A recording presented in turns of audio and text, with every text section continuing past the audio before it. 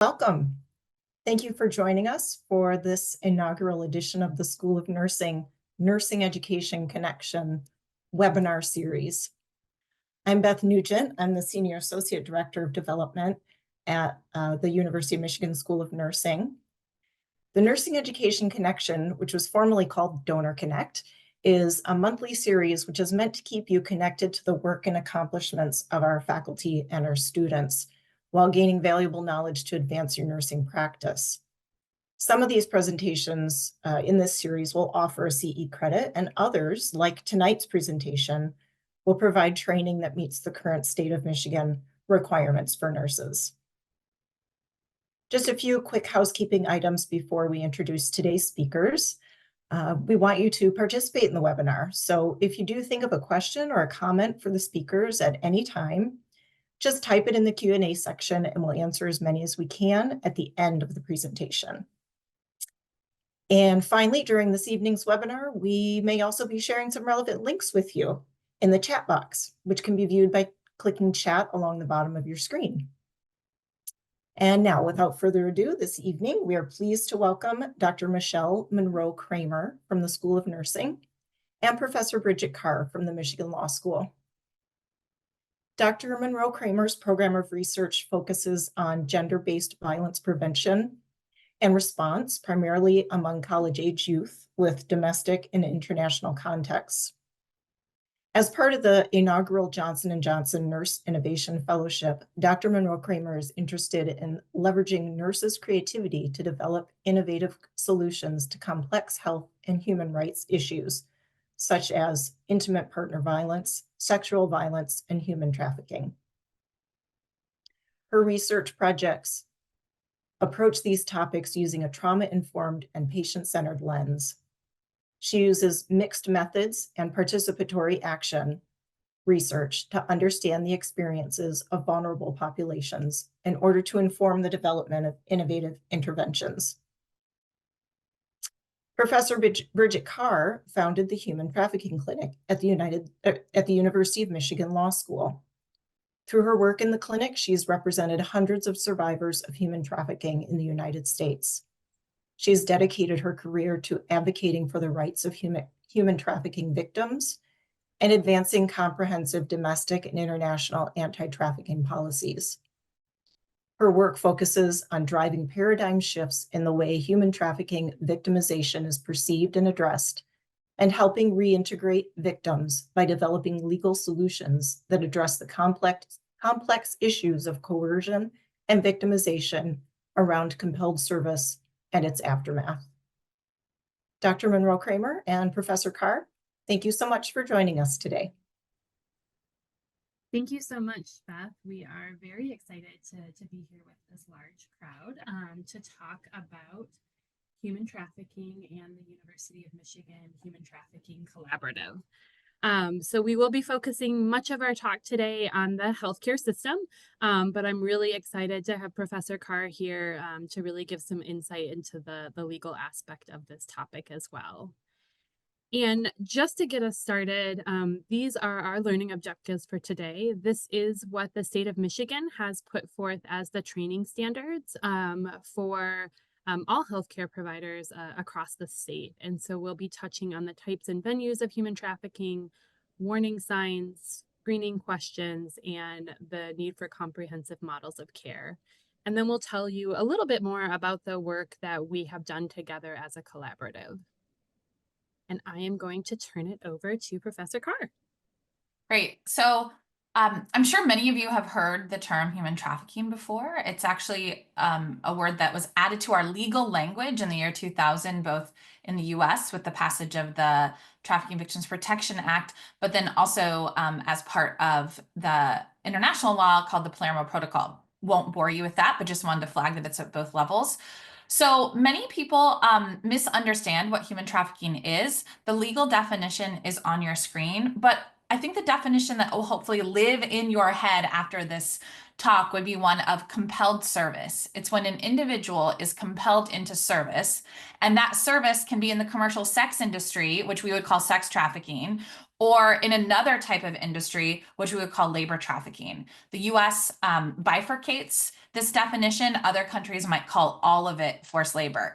A key point, though, is that unlike what the movies and other things tell us, is that you don't need to be moved anywhere to be a victim of human trafficking. You can be in the same town you grew up in, and if you're compelled into service, and that compulsion is often via force, fraud, or coercion, you could be a victim of trafficking. And we'll unpack each of these definitions a little bit more on the next slide.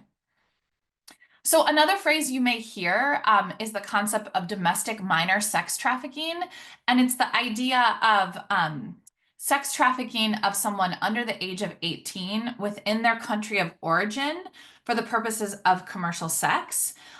What's really important here is just to remember that for federal law, which means the law that, that governs the entire country, not just a single state, you do not have to show force, fraud, or coercion. It is your age that makes you a victim if you're under the age of 18. However, each state has their own laws on prostitution that makes, in some states, including the state of Michigan, 16 and 17-year-olds at risk of arrest, even if under federal law, they're victims of sex trafficking. And you may say, how could that be possible? There's a whole course at law school called federalism that allows that to happen. The important part for you all is just to know that here state law is super powerful, and you want to make sure you know what your state says about minors who are involved in the commercial sex industry. So in the US, again, we have two different types of trafficking, labor and sex. There's a lot of different ways that that presents itself. If you're super interested, the Polaris Project did a nationwide overview of all of the calls to the National Human Trafficking Hotline. But here's a pretty good sort of capture of the types of things that you might see. In labor trafficking, we might be thinking about begging. For those of you who might have been in Ann Arbor before, I've actually seen a case of begging on Main Street out in front of a restaurant there that involved child labor trafficking victims. Domestic servitude, we're thinking about people who are working in people's homes. Industrial fishing, we don't see a ton of that in Ann Arbor, but it happens. Agriculture, construction, hospitality, that can include health. We also see it in healthcare. Sex trafficking, we might be thinking about massage parlors, truck stops, other venues where sex is sold. So the three elements of sex trafficking, or really any type of trafficking, is that you need to have a way that you get someone and or a process. And there are a bunch of verbs there. And you'll see here that many of these verbs are the same for labor trafficking. But for sex trafficking, we have a couple extra verbs. And note that one of the verbs is to move or to transport someone. So it's not that transportation can't be a part of trafficking. It's just that it doesn't have to be. Because see all those or words in there? It can be or. And so you could recruit someone, you could harbor them, you could obtain them. And then for sex trafficking, you could patronize or solicit them. What does that really mean? Well, it really means that the law was changed, I think about 8 years after its passage, to make it very clear that buyers of commercial sex, when it involves victims of human trafficking, can be charged as sex traffickers. So that's all those extra verbs mean. So let's see, we get someone and then we have to compel them, right? And so the law says, well, we could look for force, right? That can be physical force. We can look for fraud. Maybe we induce them to come here for a job that doesn't really exist. Or we might see coercion. And this is really where most of our cases live. And the law is very clear that psychological coercion is enough. You don't have to see any physical marks or any type of physical force. That psychological coercion can be enough to compel someone that it would count as trafficking. And then finally, we say, okay, for what purpose, right? For what commercial benefit? And here for sex trafficking, it's in the sex trade or a commercial sex act, which means something of value is used in exchange for a sex act. And I want to be really clear here. It doesn't have to be cash. So if you're worried that someone might be a victim of sex trafficking and you kind of inquire like, oh, you know, is anyone paying you for sex? And they say no, but then you find out that they must trade sex in order to have a place to sleep or in order to eat, that those things, food and shelter, are things that have a commercial value. So that would also count. And then, like we said before, under federal law, Michigan law is a bit different. The state of Michigan law is a bit different. You don't need to look for that compulsion when it's someone under the age of 18. It is enough that it is a child induced to perform a commercial sex act. so then there are three elements of labor trafficking. By now, you all should be old pros at this. This should be really familiar to you. Again, we have some verbs, fewer this time, because we don't actually charge customers of labor trafficking as traffickers, which all of us should be grateful for, because likely all of us purchase goods and services made by labor trafficking victims. I know I do, likely something I'm wearing or something I'm holding might be. And so then we have the same kind of means, force or fraud or coercion. Again, labor trafficking, psychological coercion is enough. There's no unique standard here for children. So if a 12-year-old is working in a blueberry field and picking blueberries, you have to show that that child is there via force, fraud, or coercion to prove labor trafficking. And then finally, for the purposes of involuntary servitude, debt bondage, or slavery, why those big major words? Well, the trafficking law actually grows out of the laws against slavery, debt bondage, and involuntary servitude. At first, we passed the 13th Amendment against slavery. Then we passed laws banning debt bondage, then laws banning involuntary servitude. And then a case came out of Chelsea, Michigan that involved two men who were held in involuntary servitude. And the Supreme Court said, no, actually, we don't see any force here. This was only psychological coercion, which does not rise to the level of involuntary servitude. So then Congress passed the Trafficking Victims Protection Act, which said psychological coercion does mean it's something that's illegal. And that's why I always stress it here. And it's what you'll see the most of in all likelihood in the cases that you might see. Great, thank you, Bridget. So now that we all have definitions of human trafficking and a good picture of what it looks like in our head, we wanted to briefly touch on some traffic vulnerabilities and consequences. And I think as healthcare providers, we often like to think about things we should look out for, right? And it's not always that clear cut with human trafficking, but we certainly can think about vulnerabilities at the community level, within relationships, and at the individual level that might make someone vulnerable to human trafficking. I do want to highlight that really everybody likely has some sort of vulnerability out there. And so anyone could be or could become a victim of human trafficking. But what traffickers do is they often recognize and then exploit these pre-existing vulnerabilities. And so we're talking about things at the community level, like community level violence, limited educational opportunities, limited economic opportunities. At the relationship level, we're thinking about abuse within the household or family, being in foster care, child protective services. And at an individual level, we're thinking about individuals who might be new to a country or to a geographic region. They might be sexual or gender minority youth, have unstable housing, or have substance use disorders. And these can appear in a variety of ways. Bridget and I actually met, despite working at the same place, in Ethiopia. And we were interested in vulnerable populations in Ethiopia and really kind of came together around this topic of human trafficking.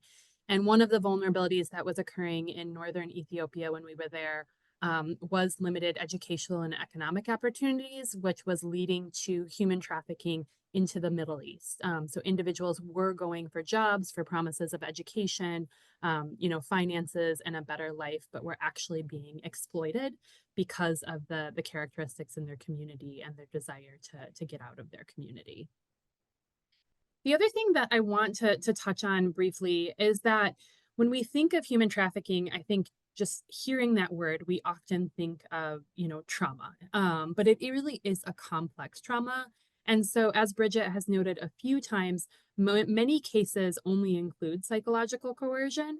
However, there are violent victimizations that can occur. And for many individuals, these are things that may have happened before trafficking, during trafficking, and then potentially they can continue to experience trauma after human trafficking as well. And so some of the research has indicated, that individuals are experiencing threats with a weapon, physical or sexual abuse and assault, physical injuries due to violence. And then these could be acute injuries, but they could also lead to long-term consequences, like disfigurement or, just an injury that wasn't healed properly. And then the major one is 7 in 10 people actually report having their freedom of movement restricted. So their ability to come and go as they please, which is certainly a form of trauma when someone doesn't have the ability and kind of option to decide what they want to do. And so we often focus on this kind of response, right? Much of this education is actually mandated in the healthcare system because we recognize that human trafficking survivors are interacting with the healthcare system, and it is a place where we could potentially identify and provide support and services for individuals. And all of that focuses on this area of secondary prevention, where we're thinking about an immediate response to a problem. And so this can be great. You know, if somebody does identify a need and they do need assistance with healthcare, housing, job skills, being able to provide those services is very important. However, it doesn't get at the root cause of the problem. And so this is where a public health approach like primary prevention is very important. And so starting to think about how can we prevent human trafficking before it even starts.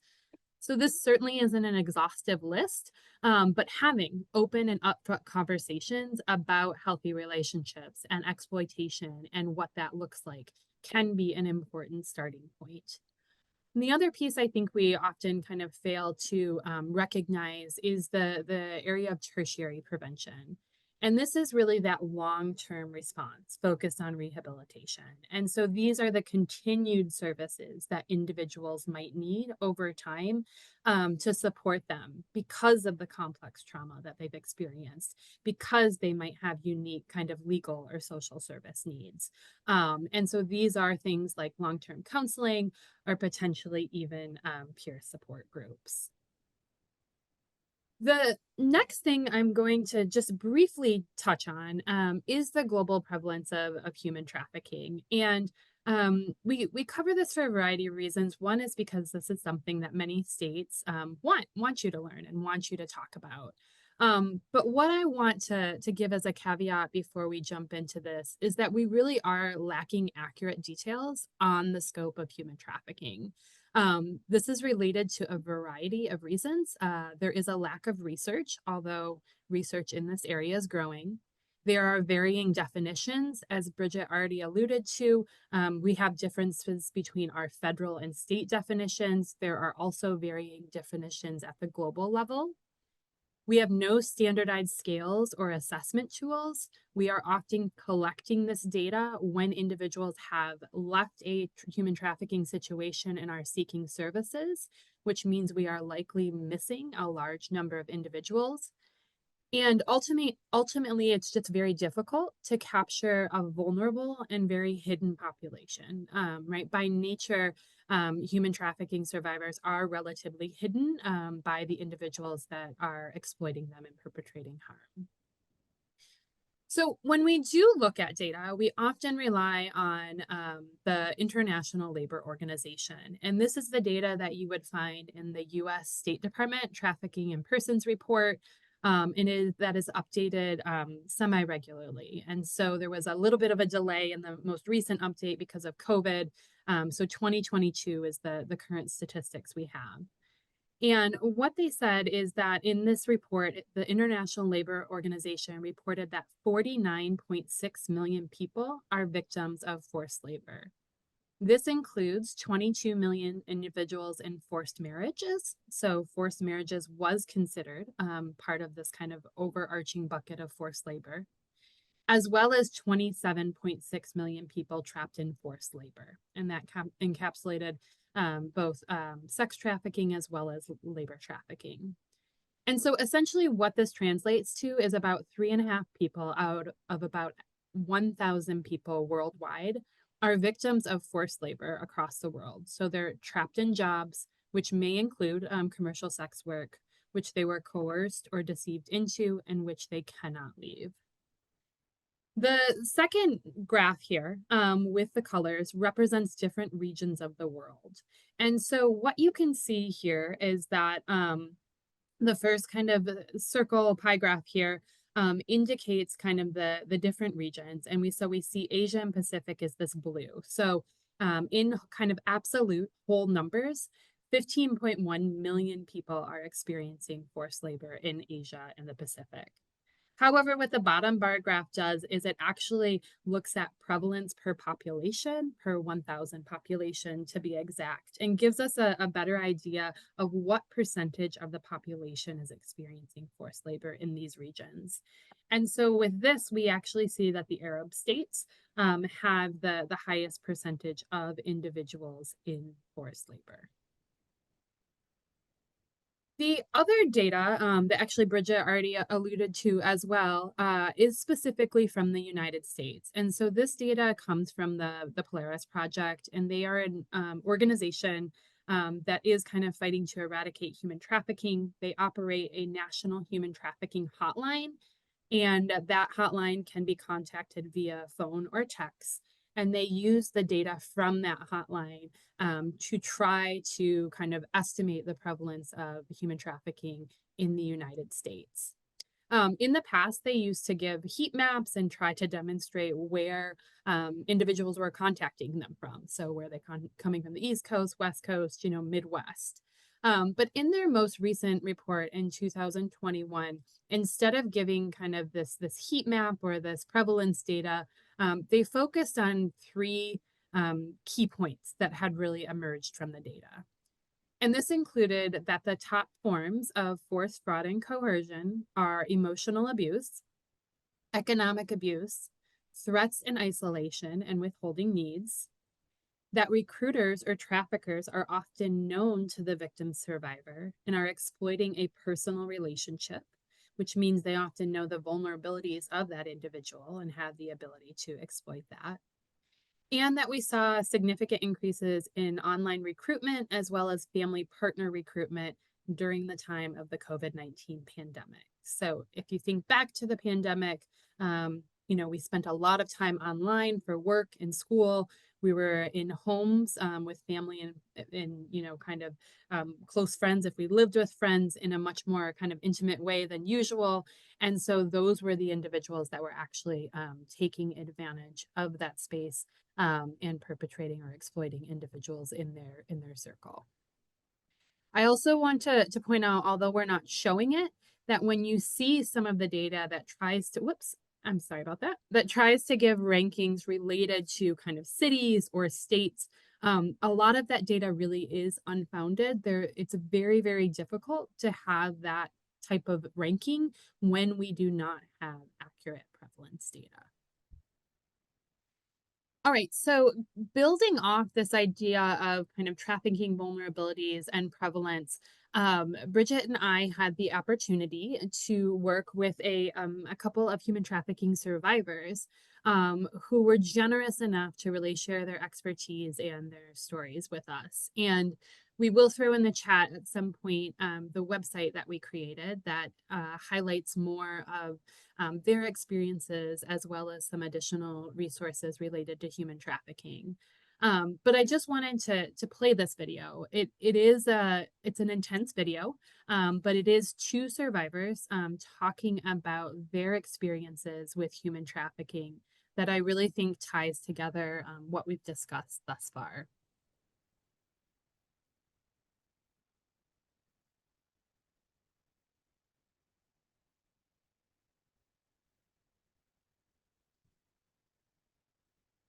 I was born and raised in Jackson, Michigan.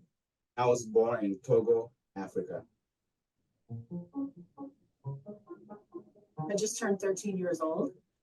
I was having some struggles with my family, being in and out of foster care, my parents disappearing for long periods of time. I was going to the Jackson County Fair, and he approached me. He didn't seem threatening at all.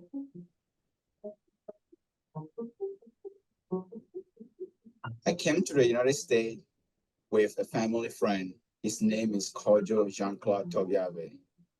He promised my parents that he's gonna give me a great education and a better opportunity here in the US. I was 7 years old when he brought me here. He gave me $20 and he dropped me off in front of the Sheridan Inn downtown, and he told me that if I wanted to be with him, that I would be sitting in front of that bus stop in 1 hour. And if I didn't, there was $20, go back to the fair, have a nice life. And I would never see him again. And because of all the abandonment issues that I already experienced, when he said he wasn't going to come back, I sat there for that whole hour thinking that I had did something wrong and he didn't want me. And so when he showed up an hour later, I felt relieved. So I left with him. We were put into second grade during the weekend. That's where things is completely different. He would take me and one other child, we go to someone's house, fix cars, clean houses, paint, and we would never see the money or see any of that labor that we just did. Everything goes to him. And if we don't do things correct, we get beaten to the point where we can walk, we can write, we can eat, we can sit. There was a lot of brainwashing going on. And I believe that this person was the only one that cared about me. But again, that was the only person that ever stayed. My parents even left and he didn't. And like what he wanted me to do, it was like, as long as he's not going to leave, I'm okay with it. I shared my story and they go, oh, you were trafficked. No, I wasn't. I was hoeing or I was prostituting. I understood that language, but I didn't understand human trafficking.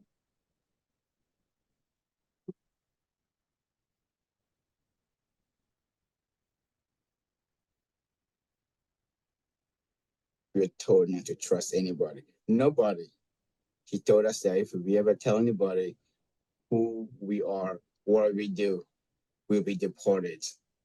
And we will never see our families again. As much as I want to tell somebody what's happening, I just couldn't. I was scared.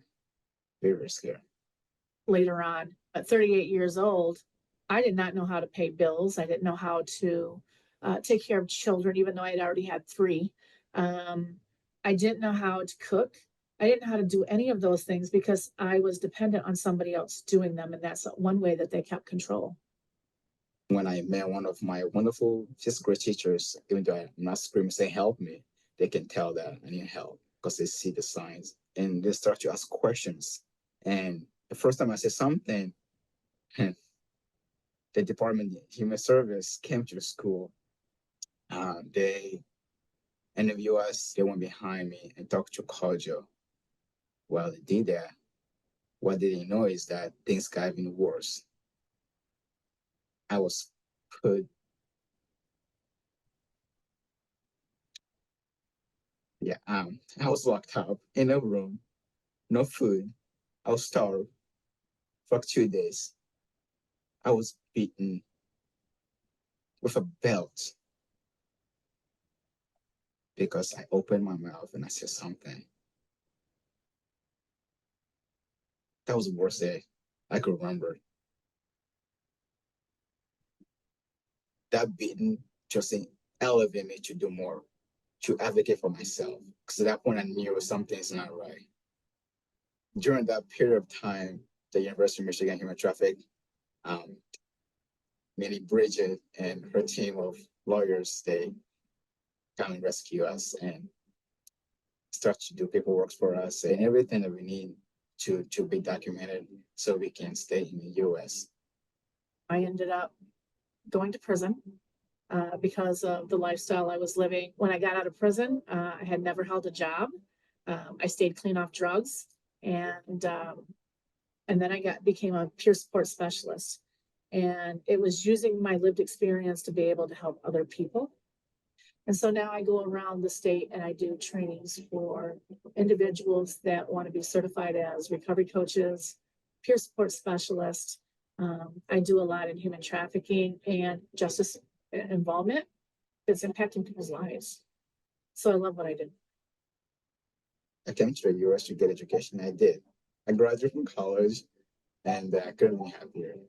I studied with my dad. My biological father is not alive to see me or hear about it, but I know he's like in heaven, smiling down at me that I accomplished the goal that we both have together, the goal that he had for me, and I accomplished it.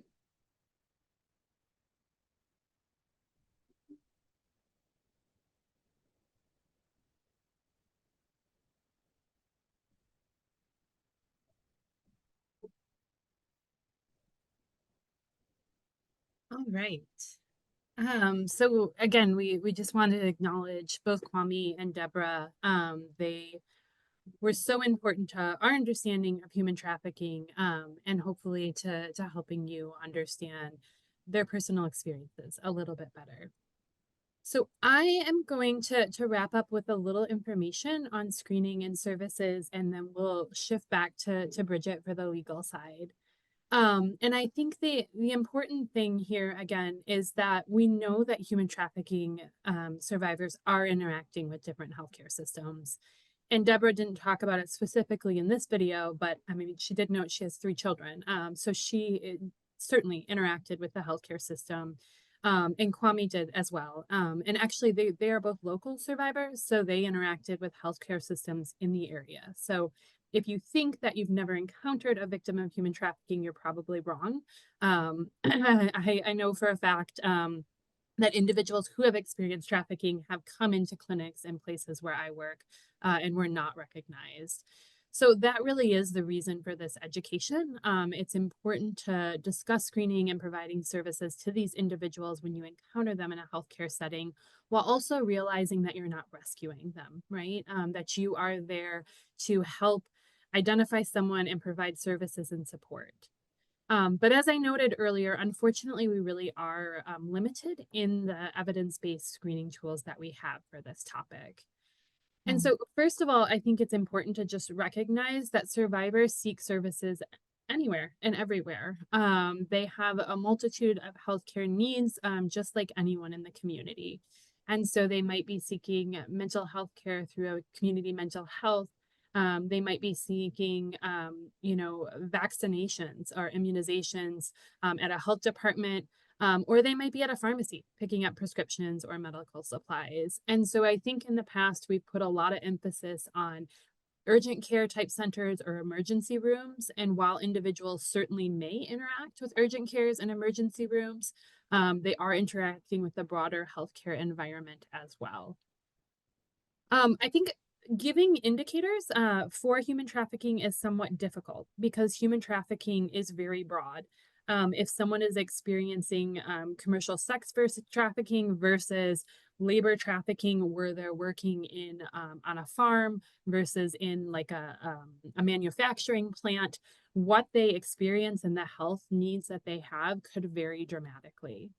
In general, we are looking for things like a scripted or inconsistent history, an unwillingness or hesitancy to answer questions about an injury or illness.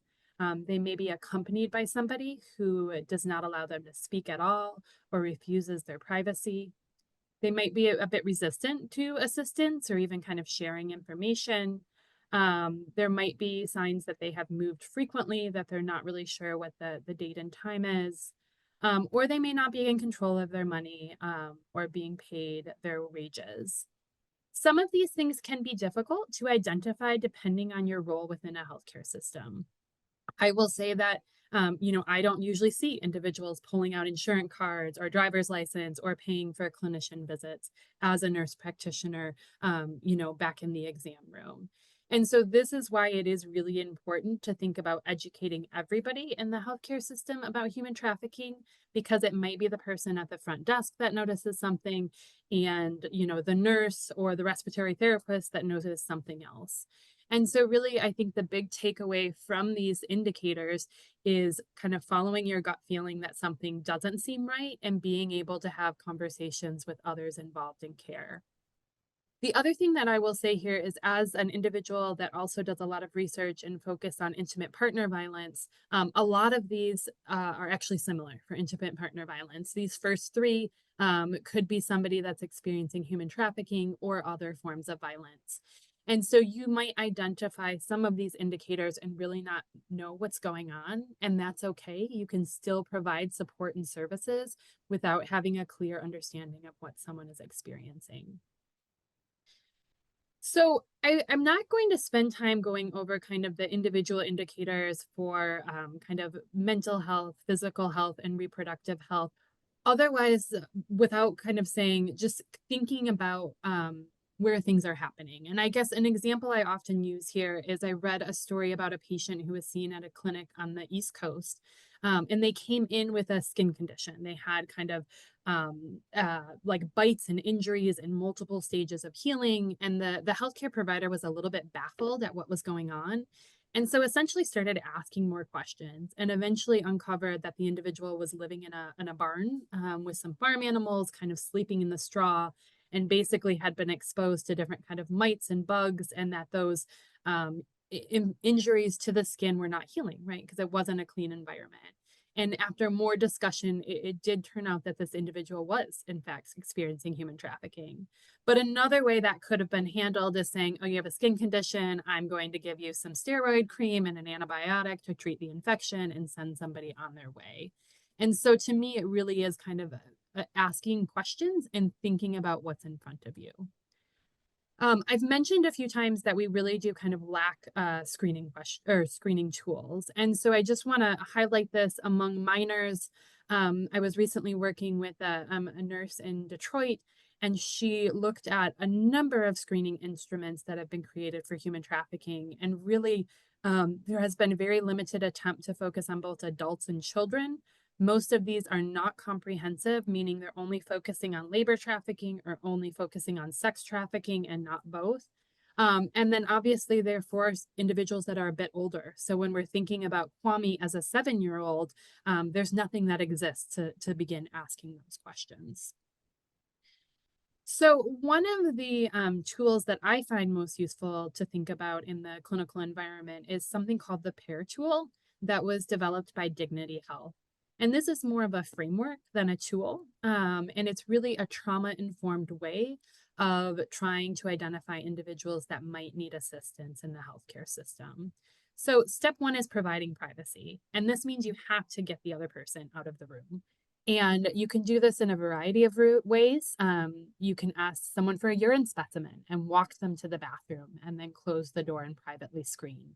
You could have a policy that you have to speak with every patient alone before a family or friend could enter the room.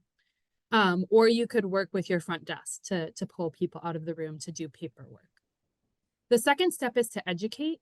Individuals are not going to respond truthfully if they feel like they are being targeted and they're the only ones being asked these questions.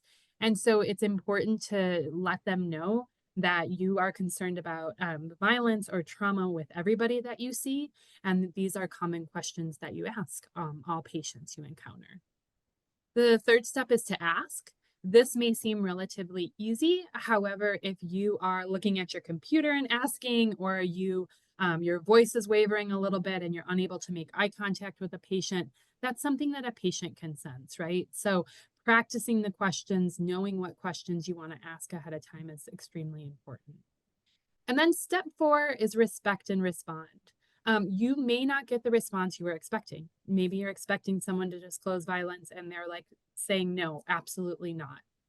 It's respecting what they say and knowing what those next steps could be. So providing continued support, offering services, a way for them to come back. Some of the questions that you could think about asking, these are from the National Human Trafficking Resource Center through the Polaris Institute, are starting points for a conversation. So these are not the end all be all questions, but asking about someone's work. Are they being paid? Do they have the ability to come and go as they like? Do they have possession of their identification, documentation, and payment? And then I want to just close out this piece by saying, some kind of clinical pearls here. And so again, reinforcing that we always need to screen alone, unless someone needs some sort of language or interpreter support. In that case, it is very important to use a formal medical interpreter. This can be done in person, over the phone, or via tablet. I have screened for trafficking using an over-the-phone medical interpreter service before, and was able to have a conversation with them beforehand, do the screening, and then ask the interpreter to stay on the phone so that we could have a debrief after. So there are ways to do this. It sometimes takes a little bit of planning, a little bit of thoughtfulness, but you absolutely do not want, someone else in the room, especially children, doing that interpretation. And then thinking about documenting findings in the confidential medical record. these can be useful for future legal proceedings. And so thinking about using the patient's words, you are not having to investigate or pass judgment on what you're hearing. You do not need to be a journalist and use words like alleged. And then documenting kind of any injuries as precisely as possible, noting kind of size, appearance, different stages of healing, and contact with other resources. Finally, I just want to say that as a healthcare provider, we're throwing a lot of information at you, and I will say there's not we're not giving you kind of the clear-cut answer, right? There's no screening question we're giving you that we're saying 100% is going to identify someone who is experiencing human trafficking.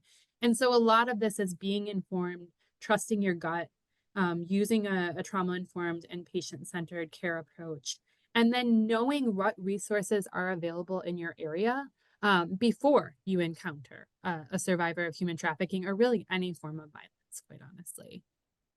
All right, I am going to turn it back over to Bridget, and we're going to dive into some of the legal issues in a little more detail, which again really will emphasize knowing the resources and who you can talk to about these things ahead of time. Michelle, I'm conscious that we're kind of up against time, so I'm going to quickly say that one of the main takeaways is that don't assume that survivors of human trafficking will be treated as victims. And what I mean by that, not in a disempowering way, but rather the majority of my clients are at risk either of being criminalized as someone who is selling sex or being deported. And I think Kwame mentioned that. And so it's just so important to know that, just to plan ahead, know what law enforcement official might show up, understand their take on trafficking, also understand your mandatory reporting rules, and figure out if it's possible for you within your system to report sex trafficking as sexual abuse, which it definitely is, because we don't find that law enforcement responds to sexual abuse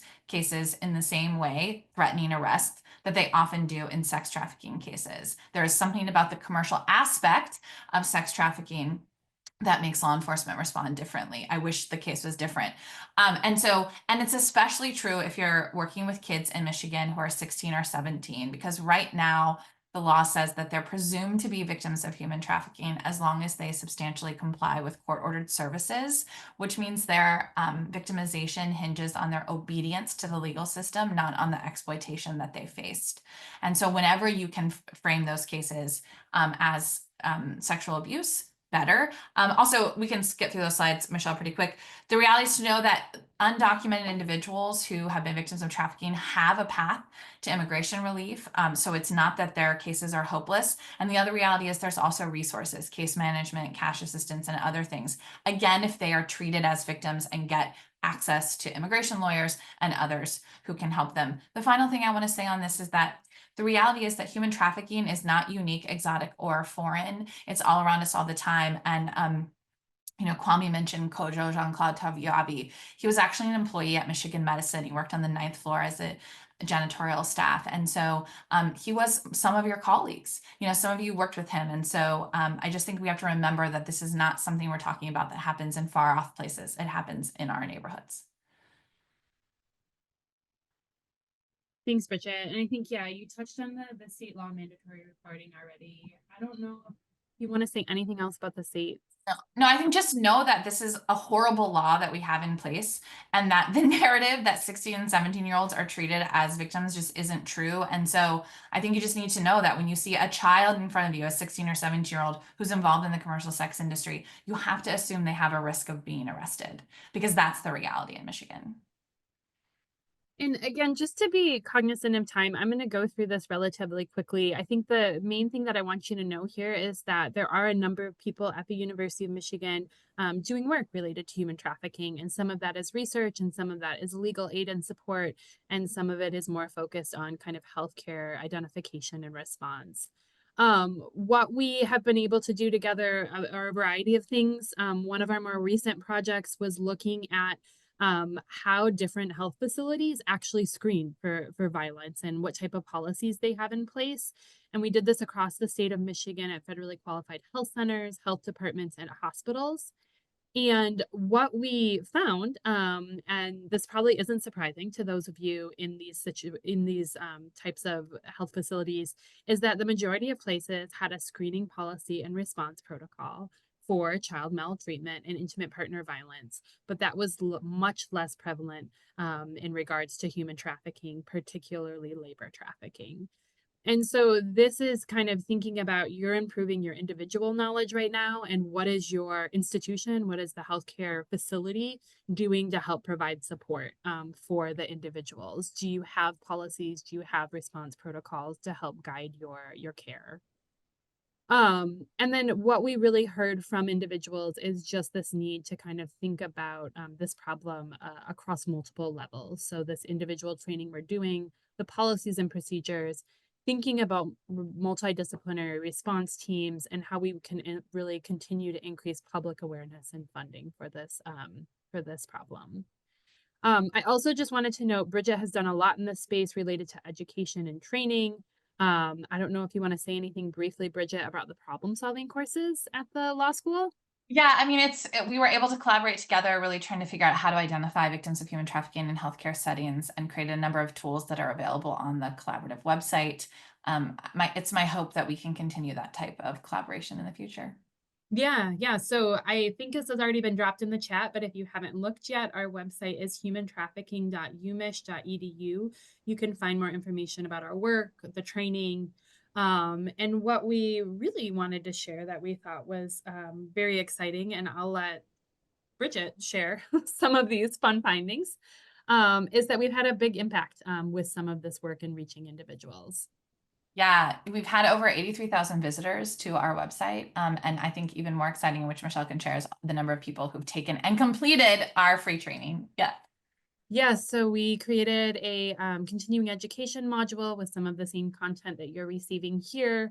And we have had 47,000 people, over 47,000 people enroll, and over 36,000 complete. So that's about 78%, which is a really great rate for continuing education completion.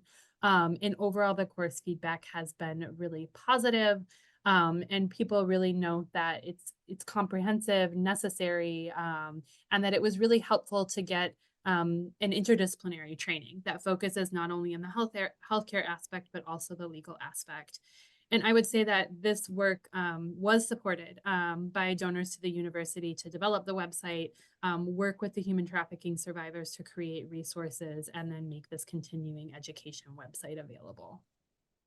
The last thing I'll throw up, and then I know we're going to move into questions, is just some resources. If you're looking to learn more on this information or on this topic, you can certainly check out our website, but there also are some national and international websites, which are great resources as well. All right, Beth, I have not looked at Q&A, so I'll turn it over to you just to see if we have any questions. Yeah, so thanks to you, both of you, for sharing this. It's a really powerful presentation information, so thank you so much. And as you say, we're going to move right into the Q&A portion. Anybody that has a question and hasn't yet put it into the Q&A, please feel free to do that now. We do have a couple of questions here.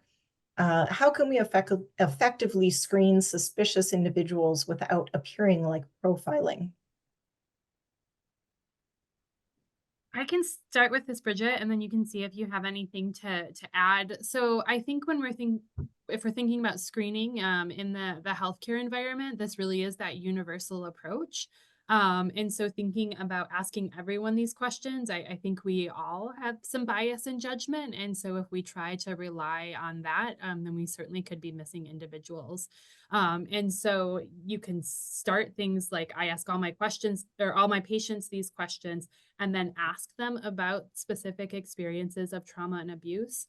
And I certainly recommend using behaviorally specific questions. So instead of saying, are you a human trafficking survivor? You'd want to ask, has anyone forced you into labor? You could ask about physical abuse, sexual abuse, emotional abuse, using the words as opposed to kind of labels. I think that's right. I think the other thing to be really, really aware of is that despite many narratives about having red flags or screening tools, there's just, I mean, I feel like Michelle was more generous than it's like a load of bunk what's out there. And I often give the example of the airline industry that trained all their employees on indicators of trafficking. And based on their indicators, every time I travel with my kids, they're trafficking victims. They're pretty silent. They hold my hand lots of times. They don't want to talk to adults that they don't know. They sometimes look sad because they're children who are traveling. And so I just think that I so agree with Michelle. And I actually say lean in on the trainings and screening tools you have for IPV, child abuse, sexual assault, and those sorts of things, because these populations have a high degree of overlap, and lean away from some of the popular misconceptions about trafficking. Thank you.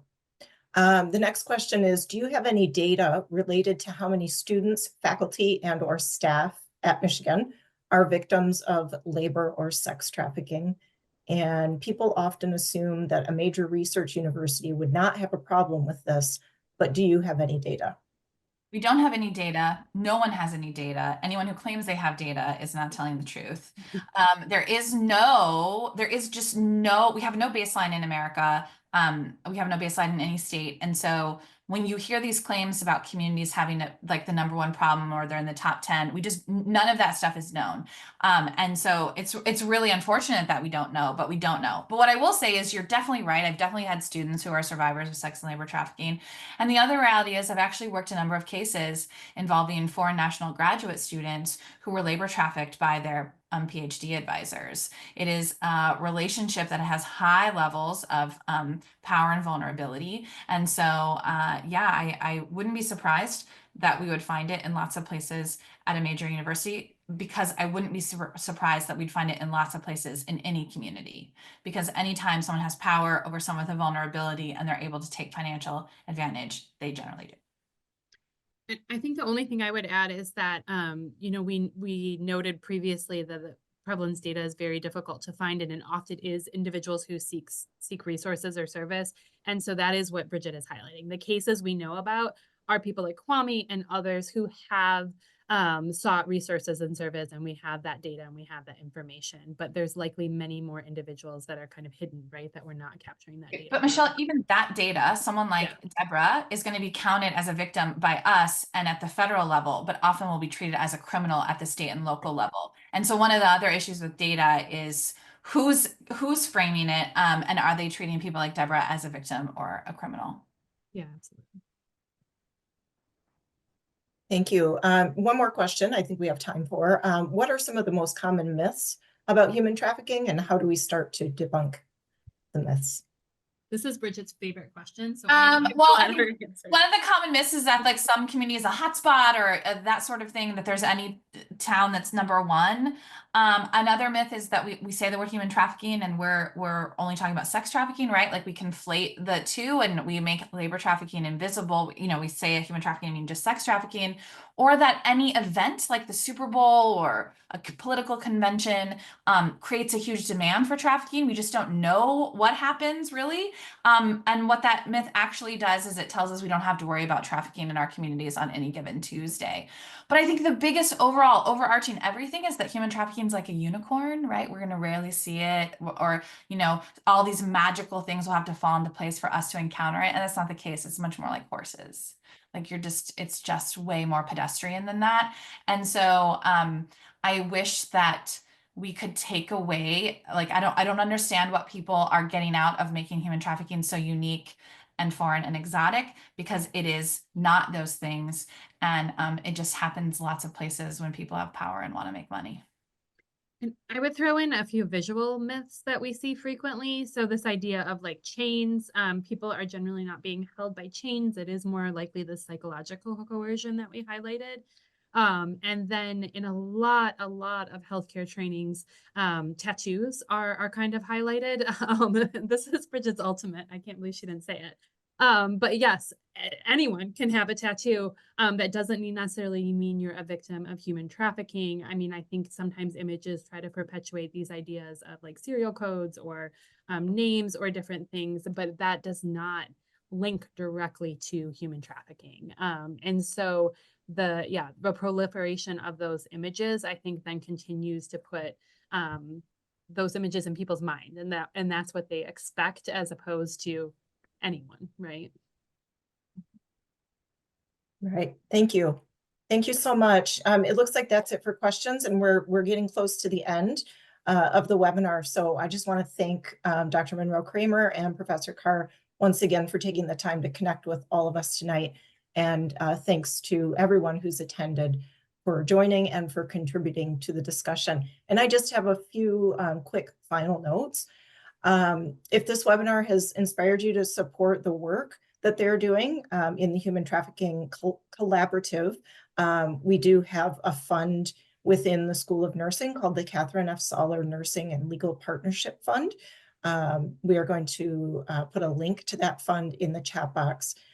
You will also see Dr. Monroe Kramer's, Professor Carr's, and my contact information there in the chat. And you can feel free to contact either of them directly with questions or reach out to me at any time with questions about supporting their work. In the coming days, we are going to be sending you a follow-up email, and that'll include just a brief survey about your experience today. And we'd really appreciate any feedback you can share with us and topics that you'd like to hear about in the future. And this follow-up email will also include the objectives that were covered tonight for those of you who will be using this presentation to fulfill the human trafficking training required by the state of Michigan. And finally, we hope that you will join us next month for the Nursing Education Connection webinar. This will be with Dr. Sue Ann Bell, and she'll be discussing disaster preparedness and nursing leadership and health system readiness. And details and registration are going to arrive soon in your mailbox. So thank you so much. Many thanks to you all. We hope you all enjoy the evening, and we will see you next month.